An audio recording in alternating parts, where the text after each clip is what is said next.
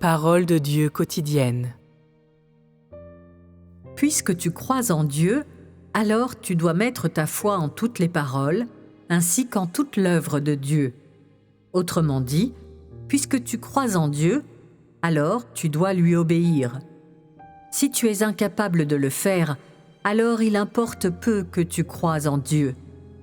Si tu as cru en Dieu pendant de nombreuses années, mais que tu ne lui as jamais obéi ou que tu n'as jamais accepté toutes ses paroles, au contraire, tu as demandé à Dieu de se soumettre à toi et d'agir conformément à tes idées, alors tu es le plus rebelle de tous et tu es un incroyant. Comment est-on ainsi capable d'obéir à l'œuvre et à la parole de Dieu qui ne sont pas conformes aux idées de l'homme? L'homme le plus rebelle est celui qui intentionnellement défie Dieu et lui résiste. Il est l'ennemi de Dieu et l'antéchrist. Un tel homme a toujours une attitude hostile envers la nouvelle œuvre de Dieu, n'a jamais démontré la moindre intention de se soumettre et n'a jamais obéi avec docilité ou ne s'est jamais abaissé.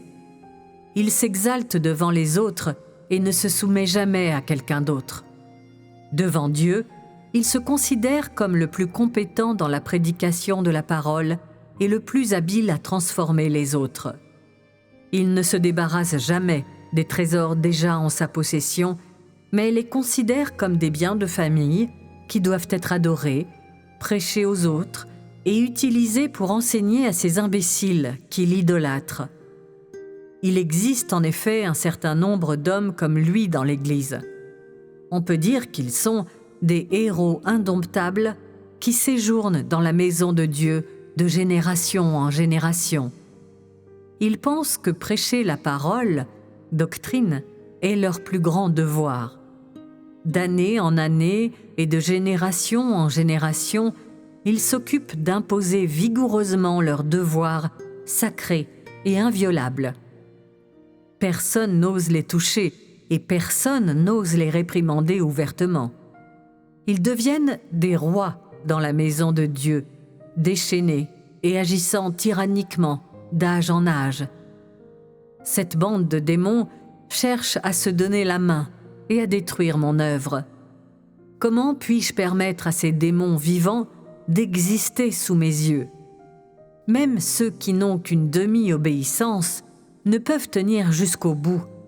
À quel point encore moins ces tyrans qui n'ont absolument aucune obéissance dans leur cœur. L'œuvre de Dieu n'est pas facilement acquise par l'homme. Même si l'homme utilise toute sa force, il ne pourra acquérir qu'une simple partie et atteindre la perfection à la fin.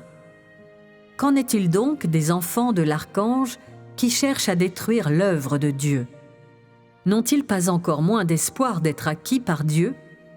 Le but de mon œuvre de la conquête n'est pas seulement de conquérir dans l'intérêt de conquérir, mais de conquérir pour révéler la justice et l'injustice, pour obtenir une preuve pour la punition de l'homme, pour condamner les méchants, et encore plus, de conquérir pour perfectionner ceux qui obéissent volontiers.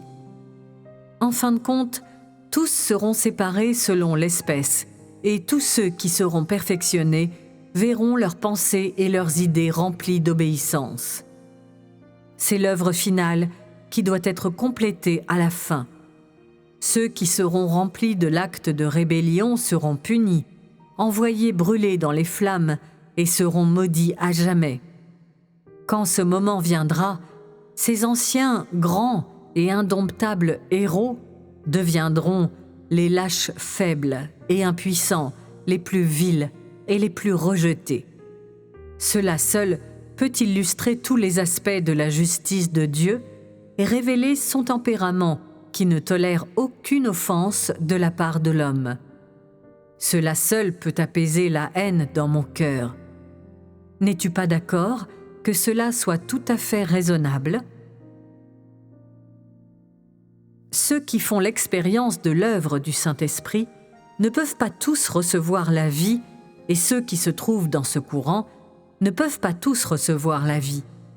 La vie n'est pas un bien commun partagé par toute l'humanité, et la transformation du tempérament n'est pas facilement réalisée par tous.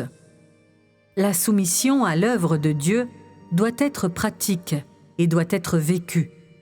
La soumission de manière superficielle ne peut pas recevoir l'approbation de Dieu, et Dieu ne peut pas être heureux dans son cœur à cause de la simple obéissance aux aspects superficiels de la parole de Dieu, sans chercher une transformation du tempérament. L'obéissance à Dieu et la soumission à l'œuvre de Dieu sont une seule et même chose. Ceux qui se soumettent seulement à Dieu seul, mais pas à son œuvre, ne peuvent pas être considérés comme obéissants, encore moins ceux qui ne se soumettent pas vraiment, mais sont extérieurement flagorneurs. Ceux qui se soumettent véritablement à Dieu sont tous capables de gagner de l'œuvre et de parvenir à une compréhension du tempérament et de l'œuvre de Dieu. Seuls de tels hommes se soumettent véritablement à Dieu. De tels hommes sont capables d'acquérir de nouvelles connaissances à partir d'une nouvelle œuvre et d'expérimenter de ce fait de nouveaux changements. Seuls de tels hommes ont l'approbation de Dieu. Seul ce genre d'homme est perfectionné et a subi une transformation de son tempérament. Ceux qui sont approuvés par Dieu sont ceux qui se soumettent volontiers à Dieu, ainsi qu'à sa parole et à son œuvre. Seul ce genre d'homme est dans le droit chemin. Seul ce genre d'homme désire Dieu sincèrement et cherche Dieu sincèrement. Quant à ceux qui parlent simplement de leur foi en Dieu, mais en réalité le maudissent, sont des hommes qui se masquent, qui produisent un venin de serpent, les plus perfides des hommes. Tôt ou tard, ces vauriens verront leurs ignobles masques arrachés. N'est-ce pas là l'œuvre qui est accomplie aujourd'hui? Ceux qui sont méchants seront toujours méchants et n'échapperont jamais au jour du jugement. Ceux qui sont bons seront toujours bons et seront connus au terme de l'œuvre. Pas un seul des méchants ne sera considéré comme juste, ni un seul des justes considéré comme méchant. Pourrais-je laisser aucun homme être accusé à tort ?